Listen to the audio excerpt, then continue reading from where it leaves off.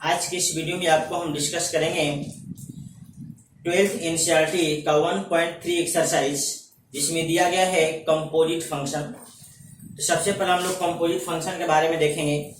इससे पहले यदि आप इस वीडियो को नए देख रहे हैं या अगर मेरे चैनल को सब्सक्राइब नहीं किए हैं, आप इस चैनल को सब्सक्राइब कर दीजिए। चैनल का नाम है आपको ऑनलाइन स्टडी मैथ्स भगवान। यदि आप इस चैनल को सब्सक्राइब करते हैं तो जो भी आपको पढ़ाई से रिलेटेड आपको हम वीडियो अपलोड करेंगे, आपको उसको मैसेज तुरंत मिल जाएगा और आप उसको जल्द से जल्द आप देख करके तुरंत उसका फायदा उठा सकते हैं।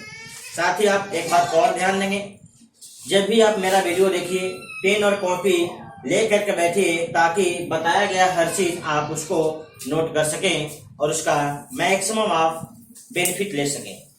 तो हम लोग चलते हैं कंपोजिट फंक्शन में। यहाँ पे एफ एक्स और जी एक्स कोई दो फंक्शन है, रियल वैल्यू के लिए फंक्शन है, तथा यहाँ पे शर्त डाला गया है कि यदि जी एक्स का रेंज एफ एक्स के डोमेन का सबसेट हो यानी उप समुच्चय हो, तो आपको composite function F g x defined होता है। जैसे आप एग्जांपल के लिए आप देख लीजिए, जैसे आपको एफ एक्स बराबर लिखा गया है एक्स स्क्वायर एंड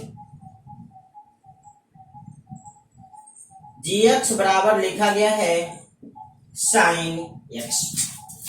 देखिए इसका जो रेंज होगा -1 + 1 के बीच में होगा और इसका जो डोमेन होगा -अनंत से +अनंत तक होगा। इसका रेंज इसके डोमेन के अंतर्गत है, उसके बाहर नहीं है। इसलिए हम लोग यहाँ पे एफ जी एक्स को डिफाइन कर सकते हैं। अब एफ जी एक्स कैसे लिखेंगे? देखिए एफ का इनपुट एक्स है तो आउटपुट निकालने का तरीका है इनपुट का स्क्वायर। फिलहाल एफ का भी इनपुट क्या है? जी एक्स। इसका आउटपुट होगा आपको इनपुट का स्क्वायर। एफ जी एक्स का आउटपुट होगा जी एक्स का स्क्वायर, क्योंकि एफ एक्स का आउटपुट है एक्स का स्क्वायर। यानी एफ का आउटपुट निकालना हो तो जो इसका इनपुट है उसका स्क्वायर कर दीजिए, उसका आउटपुट हो जाएगा। फिलहाल हमें जी एक्स पता है तो पुनः हम लोग जी एक्स का मान बैठा देंगे, तो जी एक्स हो जाएगा साइन एक्स का स्क्वायर। इस प्रकार से आप इसको नोट कर लीजिए।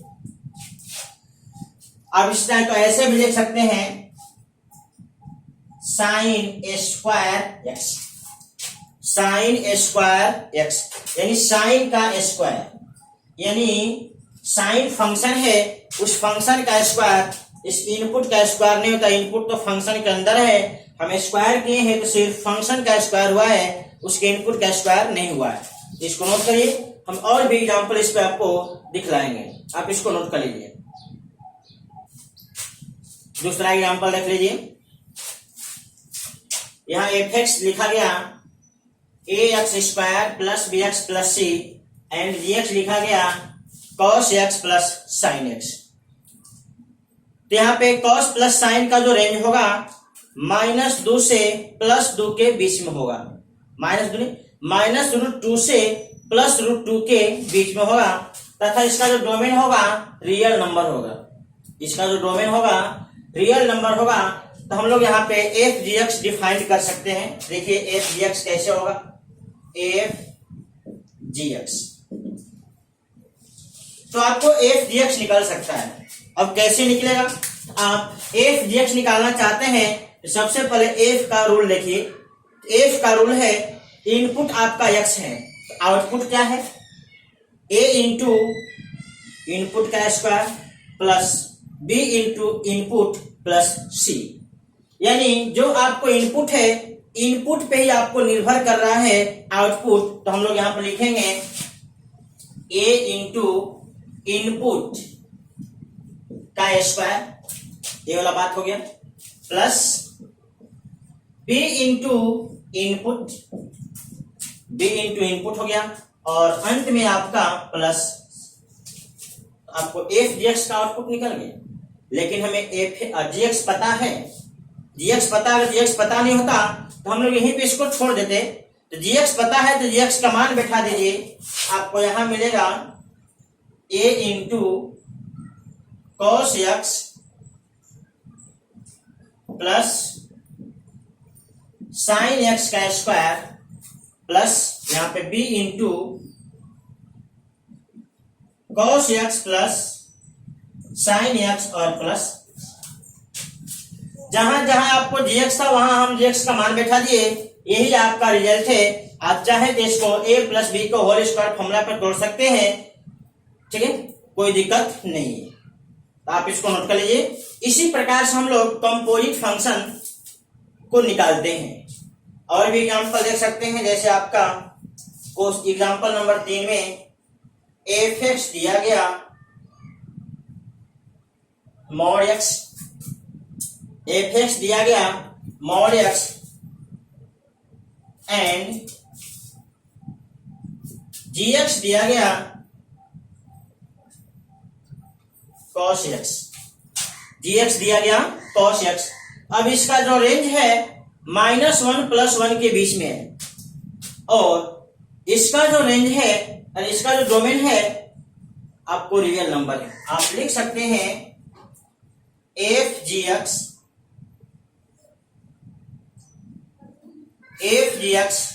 क्या होगा, देखिए आउटपुट निकालने का रूल लिख लीजिए, इनपुट का मॉडुलस है, आप यहां लिखेंगे इनपुट का मॉडुलस और यहां पे लिख दीजिए cos x का मॉडुलस, यही आपका होगा आंसर। तो आप इसको नोट कर लीजिए, यहां नोट देख लीजिए। यदि आपको gx का रेंज f(x) के डोमेन का, ये आपका है सिंबल सबसेट का यानी उप समुच्चय का, ये जो सिंबल होता है सबसेट का है, सबसेट मतलब आपका उप समुच्चय है।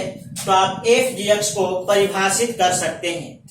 f(g(x) को परिभाषित कर सकते हैं कब, जब gx का परिसर f(x) के प्रांत का उप समुच्चय हो। सेम उसी प्रकार से अगर f(x) का रेंज gx के डोमेन का उप समुच्चय हो, यानी आप कह सकते हैं कि जब f(x) का परिसर gx के प्रांत का उप समुच्चय हो तो आप gf(x) परिभाषित कर सकते हैं। यानी आप दोनों तरफ से फंक्शन को परिभाषित कर सकते हैं, बट आपका a वाला जो शर्त है, चाहे a वाला शर्त ए आपका क्लियर, यानी ये आपको फॉलो होना चाहिए। तो आप इस प्रकार से gf(x) को परिभाषित कर सकते हैं। तीसरा नोट लिख लीजिए, जब कभी भी आपको f(g(x) लिखा गया, आप इसे चाहें तो f(o(g) भी लिख सकते हैं। ये दोनों में कोई फर्क नहीं है, सिर्फ देखने में फर्क है, दोनों का मीनिंग सेम है।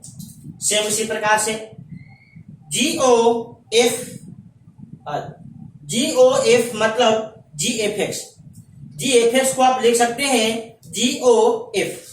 सेम इसी प्रकार से f(x) मतलब फंक्शन f में फंक्शन f का इनपुट, मतलब लिख सकते हैं f, इसको लिख सकते हैं। सेम इसी प्रकार आप लिख सकते हैं gx को gog।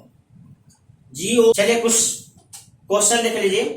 जैसे पहला क्वेश्चन में लिखा गया f(x) बराबर log x और यहाँ gx बराबर लिखा गया x²।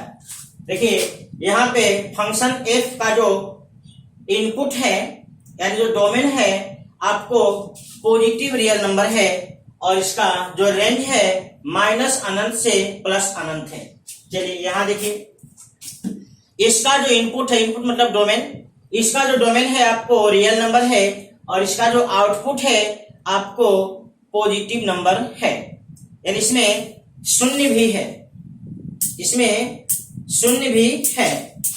अभी देखिए इसका जो रेंज है इसके डोमेन से थोड़ा सा बाहर 1.0, हम यहाँ पे शर्त डाल देंगे x0 = 0, यानी x का वैल्यू आपको शून्य नहीं लेना है। आप कोई भी संख्या रखिए लेकिन x का वैल्यू शून्य नहीं लेना है, तब जाकर के इसका जो रेंज होगा इसके डोमेन के अंतर्गत आएगा। अगर हम x बराबर 0 काउंट कर लें तो 0 पे इसका वैल्यू 0 आएगा और 0 इसके डोमेन में नहीं होता है। इसके डोमेन में होता है, इसके डोमेन में होता है 0 से लेकर के अनंत तक, यानी सिर्फ और सिर्फ पॉजिटिव रियल नंबर होता है। अब जाके इस कंडीशन में अगर एक कंडीशन नहीं देंगे तो आपका एफ जी एक्स डिफाइंड नहीं होगा, लेकिन इस शर्त में आपका डिफाइंड हो जाएगा। तो हम लोग इसको लिख लेंगे F g x, F g x होगा आपका, देखिए आउटपुट निकालने का नियम देख लीजिए। इनपुट अगर एक्स है तो इसका आउटपुट होगा लॉग एक्स, यहां से हो जाएगा लॉग जी एक्स। अब चूंकि जी एक्स का वैल्यू पता है इसलिए बैठा दीजिए, तो हो जाएगा log x square, log x square. आप इसको नोट कर लीजिए। देखिए आप यहां पे एक चीज सोच सकते हैं m के पावर n, तो आप इसको यहां लिखेंगे तो फिर गलत हो जाएगा, क्योंकि लॉग जो होता है नेगेटिव के लिए यहां से ए बात लिखना गलत हो जाएगा, ठीक, क्योंकि लॉग जो होता है उसके इनपुट में नेगेटिव नहीं होना चाहिए, जबकि यहां पे आपको नेगेटिव भी इसके इनपुट में है। तो अगर आप इस प्रकार से लिख देते हैं तो गलत हो जाएगा। अगर लिखना चाहते हैं तो इसको ऐसे लिखना होगा, टू लॉग, ऐसे मोड़ देकर के लिखेंगे तब जाकर के आपका सही होगा। अगर इस प्रकार से लिख देंगे तो निश्चित रूप से आपका एक कॉमन मिस्टेक हो जाएगा। तो आप इसको नोट कर लीजिए। हम और भी एग्जांपल आपको देखते हैं।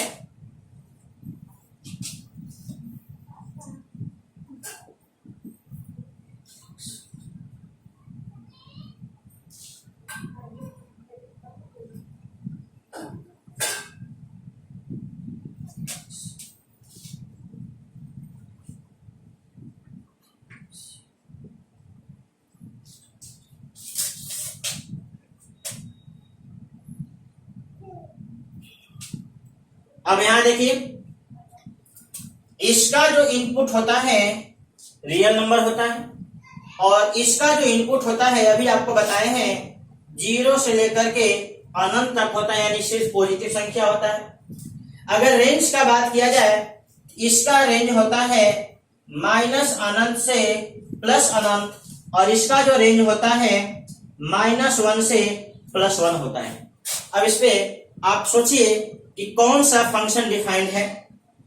तो देख लीजिए, gx का जो रेंज है इसके डोमेन के अंतर्गत नहीं है, gx का जो रेंज है इसके डोमेन के अंतर्गत नहीं है, इसलिए आप g f x और f g x यदि लिख देंगे तो आपका गलत हो जाएगा।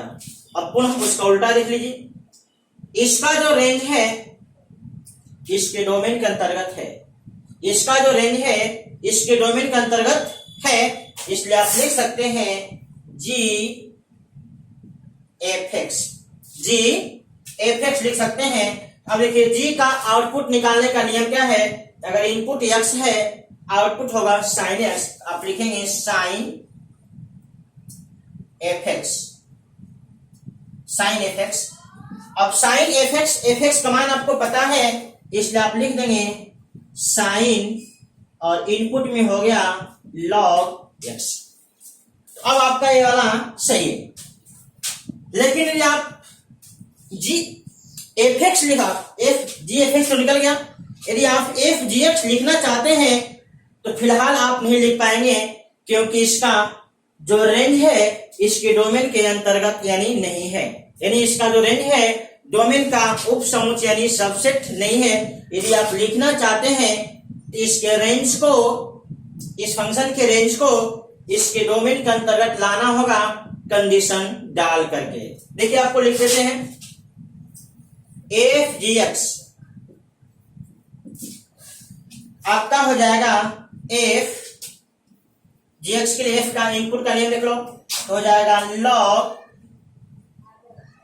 साइन एक्स, ठीक है। यदि आप यहीं पे लिख करके छोड़ देते हैं यह आपका निश्चित रूप से गलत हो जाएगा। यानी आप इसको ऐसे लिखिए log gx और तब जाकर आप लिखेंगे log sin x।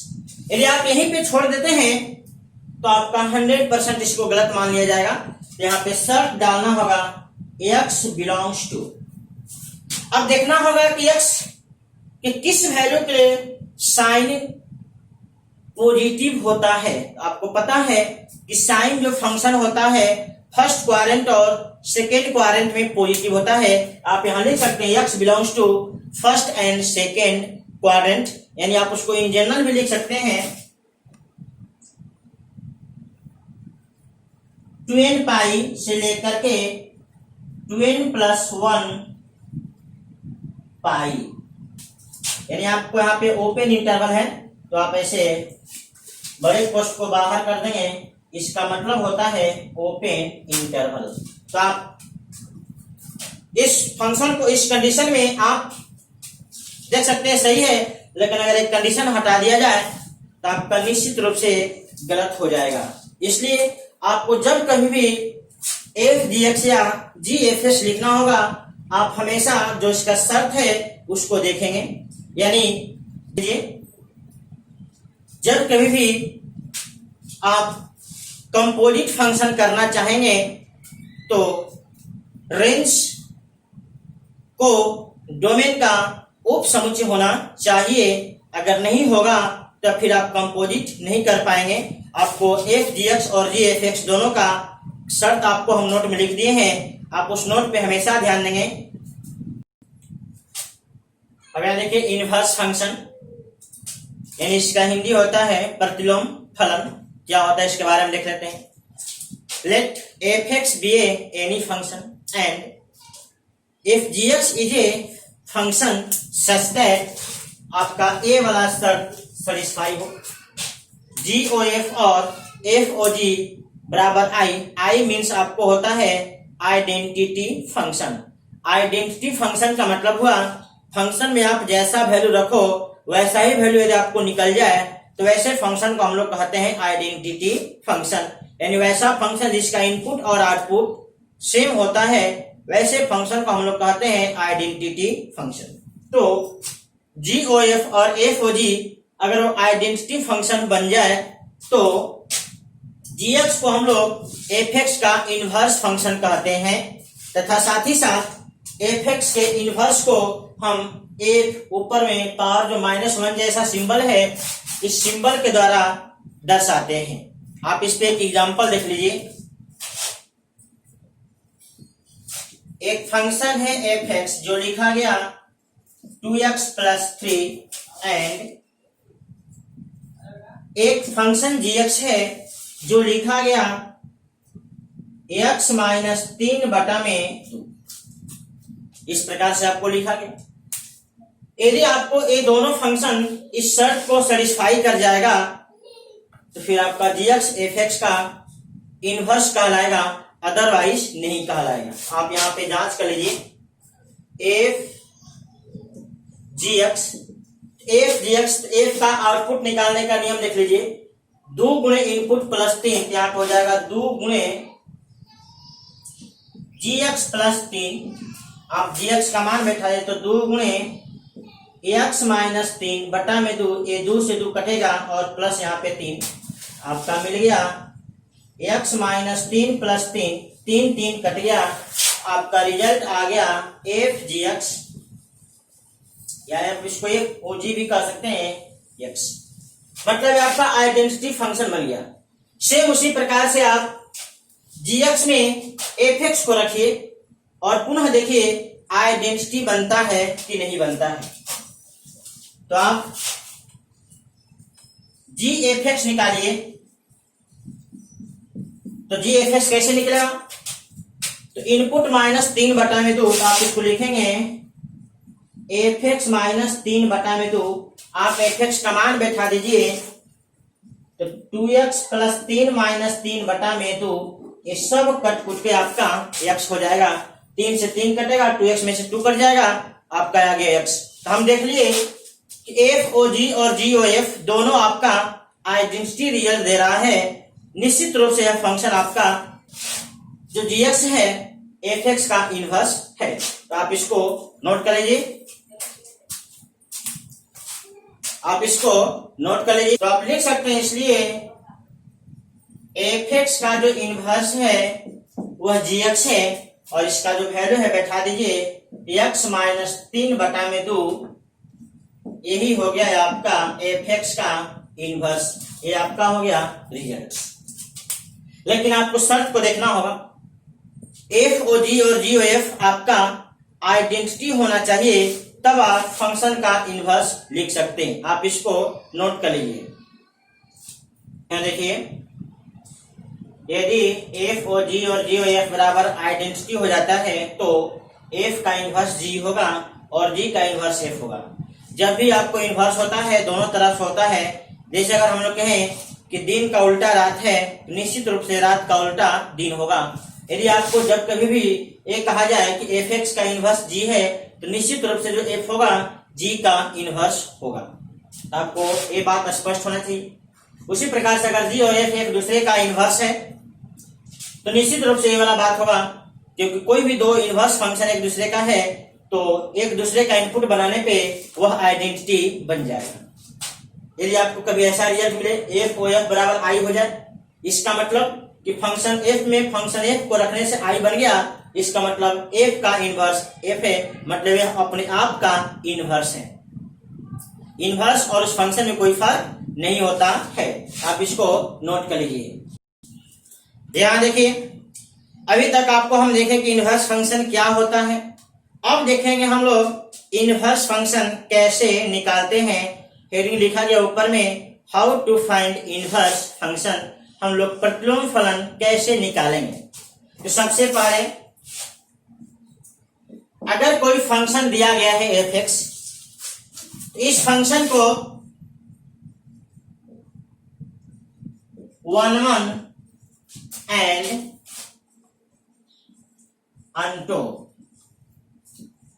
अगर कोई फंक्शन दिया गया है उस फंक्शन को 1 1 और अनटो निश्चित रूप से होना चाहिए। अगर कोई फंक्शन दिया गया है तो उसको 1 1 और अनटो होना चाहिए। 1 1 का मतलब आप समझते हैं एकाएकी, और इसका है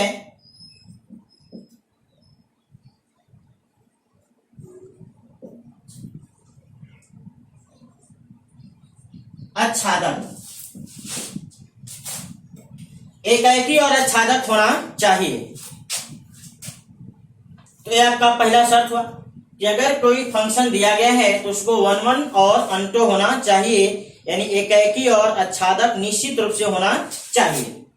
अब अगले बार में जब कोई फंक्शन दिया गया अगर एकाएकी और आच्छादक है तो अगला बार में हम लोग y बराबर एफ एक्स, इसको समीकरण हम लोग मान लेते हैं।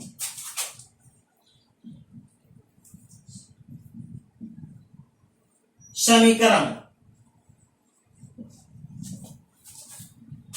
अगर यह फंक्शन 1 1 अनटो है तो y बराबर एफ एक्स को हम लोग समीकरण मतलब एक इक्वेशन मान लेते हैं, और इक्वेशन मान करके हम लोग यहां से x का मान निकालते हैं। देन फाइंड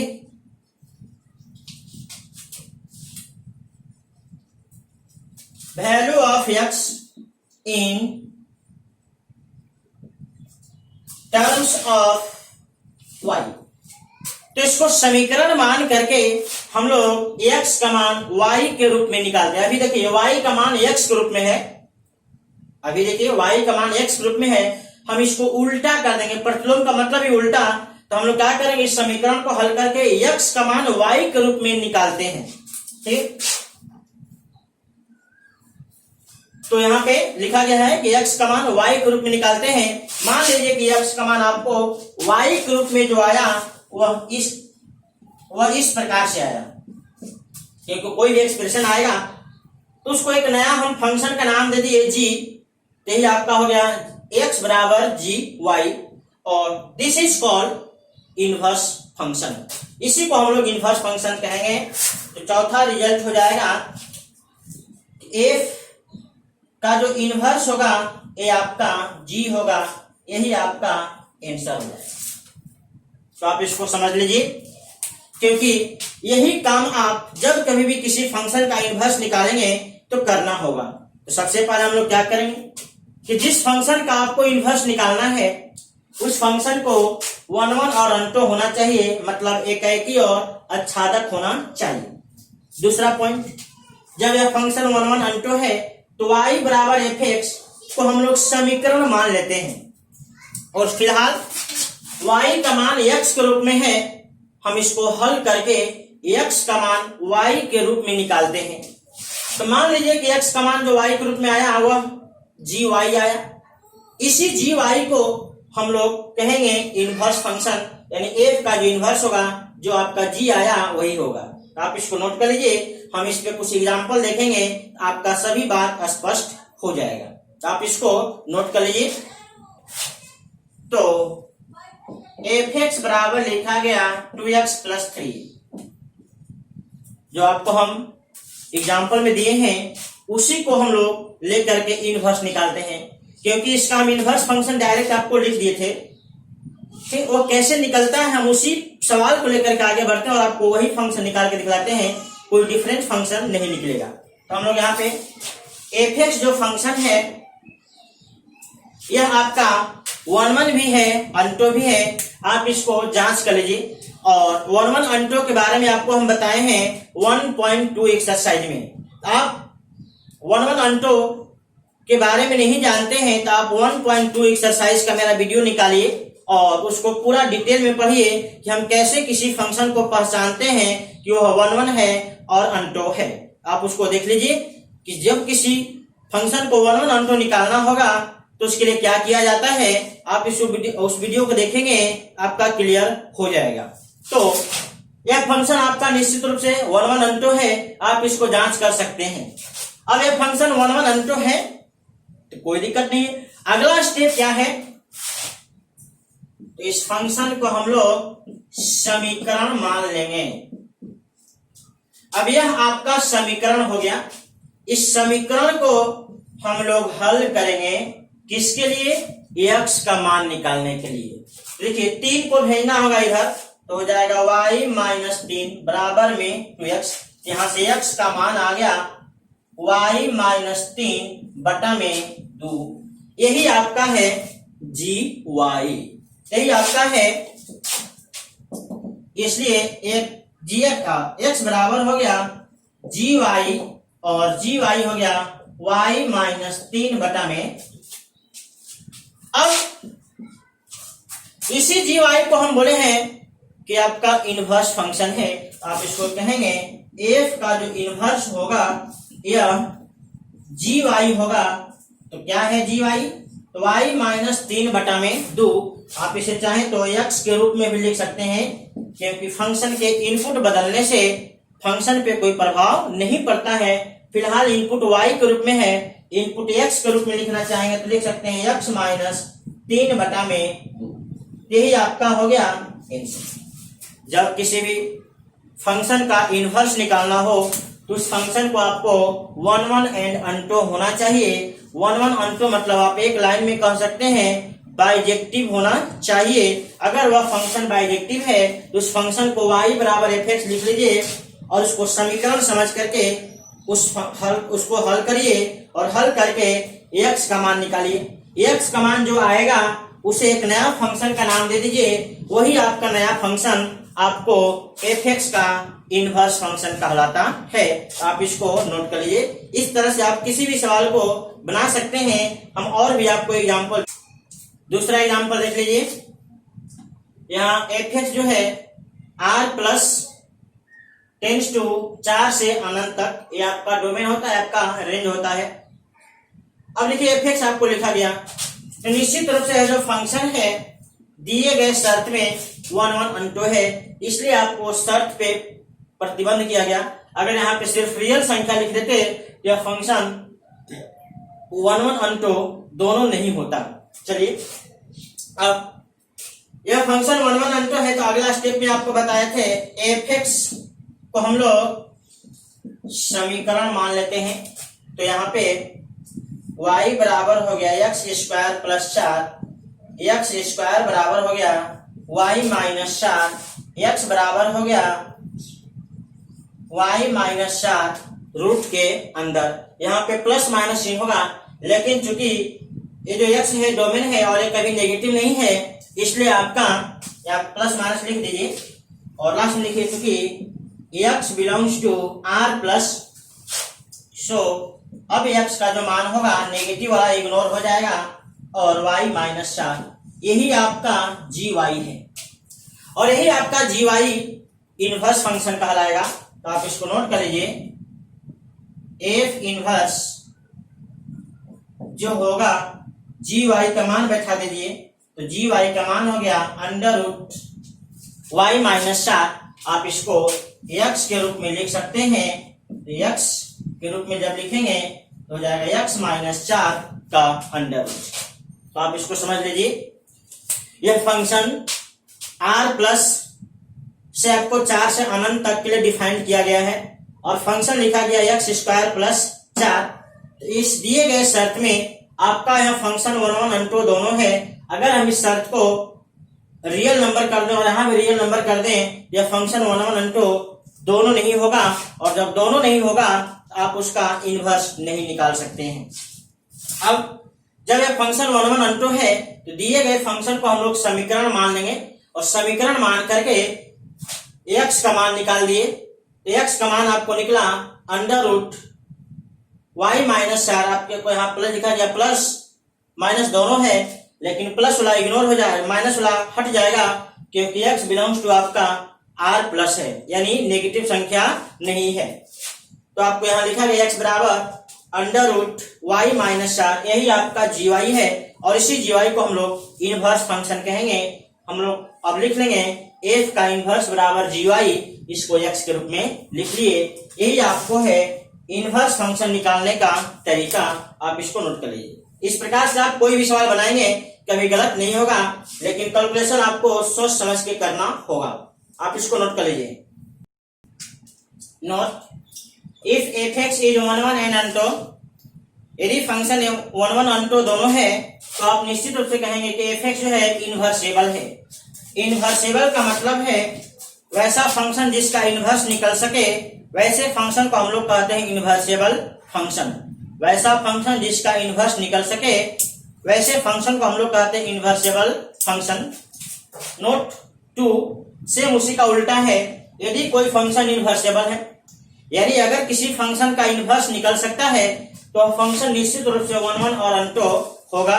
इस बात को आप लोग नोट। स्टूडेंट्स, इतना थ्योरी देखने के बाद अब आप लोग चाहें तो 1.3 एक्सरसाइज 12th एनसीईआरटी का बना सकते हैं और हम आपसे उम्मीद भी करेंगे कि आप मेरा अगला वीडियो देखने से पहले आप 1.3 एक्सरसाइज का एक एक सवाल आप बनाएंगे तथा आपको इस दरमियान यानी आप एक्सरसाइज सोल्व करने के दरमियान आपको कोई भी अगर परेशानी हुआ होगा तो आप अगला वीडियो देख करके आप उस परेशानी को दूर कर सकते हैं।